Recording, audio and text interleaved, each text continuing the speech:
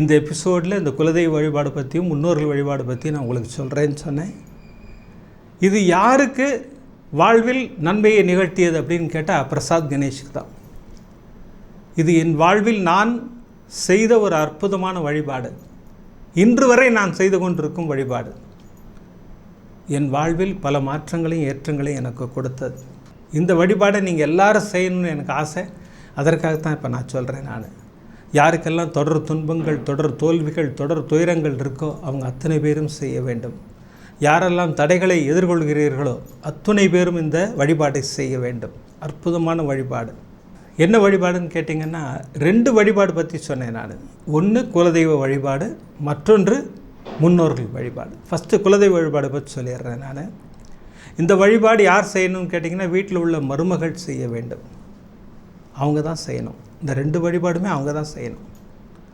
குலதெய்வ வழிபாடு எப்படி செய்யணும் அப்படின்னு கேட்டிங்கன்னா, காலையில் தூங்கி எழுந்திரிச்சு, மகாபெரியவர் சொன்னதையும் நான் சொல்கிறேன் உங்களுக்கு. நான் காலையில் தூங்கி எழுந்து குளிக்கக்கூட தேவையில்லைங்கிறார் மகாபெரிவா. நேர கை காலை கழுவிட்டு நேர வந்து நம்ம வீட்டில் உள்ள விளக்கை ஏற்றி உங்கள் குலதெய்வத்தை அழையுங்கள்.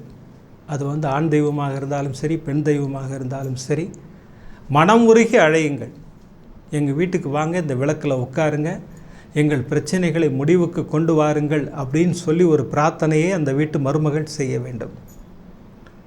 செஞ்சிங்கன்னா நிச்சயமாக அந்த குலதெய்வம் அந்த விளக்கிற்கு வரும், உங்கள் பிரச்சனைகளை முடிவுக்கு கொண்டு வரும். நிதர்சனமான உண்மை. ஒரு வழிபாடு முடிஞ்சுதா? 2வது வழிபாடு முன்னோர்கள் வழிபாடுன்னு சொன்னேன். நான் சொன்ன உடனே சகோதரிகள்லாம் என்ன சொல்கிறீங்கன்னா, ஆமாண்ணா நாங்கள் பண்ணிக்கிட்டு இருக்கோண்ணா அப்படிங்கிறாங்க. நீங்கள் செய்கிறது முன்னோர்கள் வழிபாடே கிடையாது. மகாபெரியவர் ஒரு மிகப்பெரிய விஷயத்தை சொல்கிறார். 7 தலைமுறையே வணங்க வேண்டும்ங்கிறார். செய்கிறீங்களா? நிச்சயமாக இருக்காது. 7 தலைமுறையை வணங்கும்போது அற்புதமான பலன்கள் நமக்கு அள்ளி கொடுப்பார்கள் அவர்கள், இல்லையா? தெய்வத்திற்கு பிறகு முன்னோர்கள் தான் முக்கியம் நம் வாழ்வில். நீங்கள் என்ன பண்ணணுன்னு கேட்டிங்கன்னா, இந்த குலதெய்வ வழிபாடு முடிஞ்ச உடனே கரங்களை கூப்பி முடிந்தால் தெற்கு நோக்கி நின்று உங்கள் கணவர் வீட்டு சைடு, அப்படி திருமணமாகாத பெண்ணாக இருந்தால் தந்தை வீட்டு சைடு இறந்து போன 7 தலைமுறை முன்னோர்களை மனதார பிரார்த்தனை செய்ய வேண்டும். இந்த குடும்பத்தை நல்லா பார்த்துக்குங்க, இது உங்கள் குடும்பம், நாங்கள் எல்லோரும் உங்களுடைய அன்பு குழந்தைகள், எங்களுக்கு உங்களுடைய ஆசீர்வாதம் வேண்டும், எங்கள் பிரச்சனைகளை எல்லாம் முடிவுக்கு கொண்டு வாருங்கள்னு அங்கேயே ஒரு பிரார்த்தனை பண்ணுங்கள். இப்படி இந்த 2 பிரார்த்தனையும் செய்யும்போது நம்முடைய வாழ்வில் மாற்றங்களும் ஏற்றங்களும் வரும் என்பது சத்தியமான உண்மை.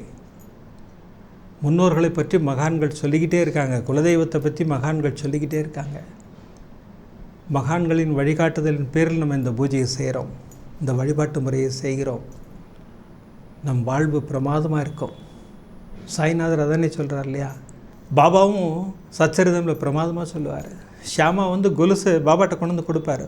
பாபா இருந்தாங்க பார், இது குலதெய்வத்தோடது, சப்தஸ்ருங்கி தேவியோடது, அவள்கிட்ட கொண்டு போய் கொடு அப்படின்பார் இல்லையா? குலதெய்வத்திற்கு எல்லா மகான்களும் முக்கியத்துவம் கொடுக்கிறார்கள். முன்னோர்களுக்கு எல்லா மகான்களும் முக்கியத்துவம் கொடுக்கிறார்கள். பித்ரு பூஜைக்கு அற்புதமாக முக்கியத்துவம் கொடுக்கிறார்கள். அதனால் இந்த பூஜைகளை செய்து வாழ்வில் ஏற்றங்களையும் மாற்றங்களையும் பெற்றுக்கொள்ளுங்கள். விதம் விதமான பக்தி நிகழ்ச்சிகளை உங்களுக்காக தந்து கொண்டிருக்கிறது உங்கள் கோபுரம் டிவி. உங்களுக்கு பிடித்த நிகழ்ச்சிகளை லைக் செய்யுங்கள், உங்களுக்கு பிடித்த மாணவர்களுக்கு ஷேர் செய்யுங்கள். மேலும் சப்ஸ்கிரைப் செய்வதோடு மட்டுமல்லாது அருகில் இருக்கும் பெல் பட்டனை கிளிக் செய்து கோபுரம் டிவி நிகழ்ச்சிகளை உடனுக்குடன் தெரிந்து கொள்ளுங்கள்.